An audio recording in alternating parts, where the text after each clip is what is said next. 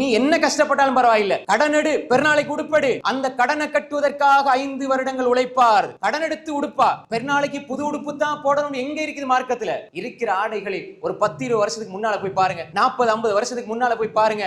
என்ற வாப்பா ஒரு நல்ல உடுப்பு போட்டு இருக்க மாட்டார். பழைய வெள்ள உடுப்பு இருக்கும், வெள்ள சாரம் இருக்கும். அதை எடுத்து கழுவி அயன் பண்ணி போட்டு பிள்ளைகளுக்கு ஒரு உடுப்பு வாங்கி கொடுத்து கூட்டிட்டு வருவார். அன்புக்குரிய சகோதரிகளை, தாய்மார்களே, அந்த நேரத்தில் இருந்த தாய்மார்கள் புரிந்து கொண்டார்கள். இன்று நாம் தொலைத்தொடர்பு சாதனங்கள், வாட்ஸ்அப் என்று, பேஸ்புக் என்று எல்லாத்தையும் பார்த்து அந்த கடையில இது இருக்குது, இந்த கடையில இது இருக்குது, இப்படியான விடயங்கள், இப்படியான இதுகள்லாம் இருக்குது, ஆஃபர்ல கிடைக்குது, அங்க கிடைக்குது, அவங்க இப்படி உடுப்பெடுக்கிறாங்க, இந்த வீட்டுல உடுப்பெடுக்கிறாங்க, பக்கத்து வீட்டுல உடுப்பெடுக்கிறாங்க, எல்லாம் தெரிஞ்சு, இப்படி எல்லாம் தெரிஞ்சு கணவனை சித்திரவதைப்படுத்தி அவர் என்ன செய்வார்? கடன் எடுப்பார்.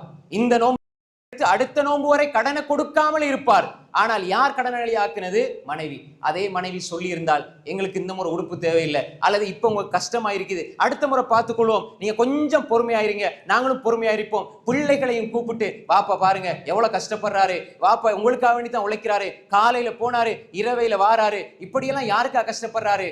ஒன்றுமே சொல்லாம வாராருமா, அவ்வளவு கஷ்டப்படுறாரு, வாப்பா வெளியே போனா. அந்த மனைவி பிள்ளைகள்கிட்ட சொல்லி அந்த உள்ளத்தை பக்குவப்படுத்தி குடும்பமாக அந்த பிள்ளைகளை வந்து சொல்லணும். என்ற வாப்பா சின்ன பிள்ளைதான் சொல்லுது, என்ற வாப்பா நீங்க கஷ்டப்படுறது தெரியுமாப்பா, நீங்க இப்படி எல்லாம் ஏச்சுவாங்க நீங்க தெரியுமாப்பா, ஆனா நீங்க ஒரு காலமும் எங்களுக்காக கடன் எடுக்க வேண்டாம், எங்களுக்காக நீங்க கடனாளி என்ற பேரை வாங்க வேண்டாம் வாப்பா, இந்த முறை நாங்க இப்படி பெருநாளை கொண்டாடுவோம் என்று சொல்லி நீங்க உங்களோட பிள்ளைகள்கிட்ட சொல்லி வளர்த்து பாருங்க. அல்லாஹ் நிச்சயமாக இந்த குடும்பத்தில் பரக்கத் செய்வான். எனவே அன்புக்குரிய சகோதரிகளை, தாய்மார்களே, உணர்வுகளை புரிந்து கொள்ள வேண்டும், கணவனுடைய கஷ்டங்களை புரிந்து கொள்ள வேண்டும். கணவனை கடனாளியாக்கி விடாமல், கடனாளியாக்கி விடாம, கணவனை ஒரு கஷ்டத்துக்குள்ள ஆளாக்கி விடாம, கணவனை போய் நீங்க ஒரு நிர்கதியான நிலைக்குள்ள தள்ளி விடாம, கணவனுடைய உணர்வுகளை புரிந்து கொள்கிற மனைவியாக இருக்க வேண்டும். இது சாலிகான மனைவியினுடைய பண்பு. சில பொழுது கஷ்டங்கள் வரும், கணவன்ட உம்மா ஒண்ணு சொல்லுவாங்க, கணவன்ட சகோதரி ஒண்ணு சொல்லுவாங்க. இப்ப பொறுமை செய்கிற மனைவியாக இருக்கணும்.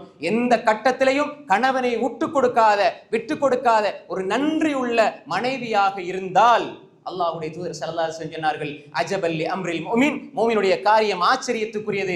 இன் அம்ரஹு குல்லஹு லஹு கைர், அவனுடைய காரியங்கள் எல்லாம் அவனுக்கு நலவாக இருக்கிறது.